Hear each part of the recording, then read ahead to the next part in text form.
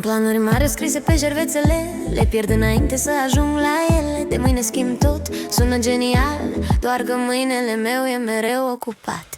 Am motivație în doză mică, o folosesc rar să nu se strice. Toți zic hai că poți mai mult, eu zic știu, dar nu azi, nu acum.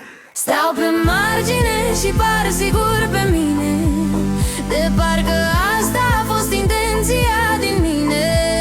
Dacă întreb ce fac cu viața mea, zâmbesc larg și schimb tema. Sunt un proiect neterminat, dar sună bine prezentat, puțin pierdut, bine ambalat, tratat, poate dar relaxat. Sunt un proiect neterminat, cu potențialul la mână. Dacă totul merge aproximativ, deci aș fi brusc definitiv. Am talente puse pe silențios, le scot doar când devine serios. Mă compar cu alții, sport extrem și pierd elegant, fără să gem. Am vise mari, dar fără program, le plimb prin cap ca pe un ornament. Când viața cere claritate, eu vin cu glume și ambiguitate.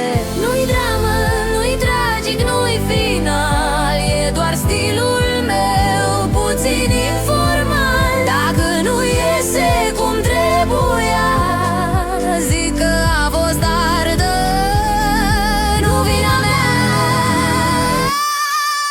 Sunt un proiect neterminat, dar sună bine prezentat, puțin pierdut, bine ambalat, tratat, poate dar relaxat. Sunt un proiect neterminat, cu potențialul la mână.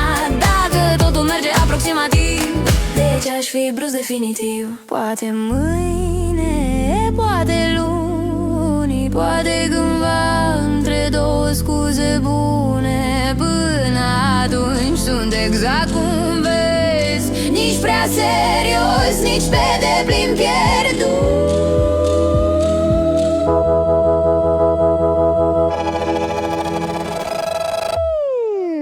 Sunt un proiect neterminat și culmea încă funcțional. Dacă nu-s gata, nu-i grav, am timp sau cel puțin așa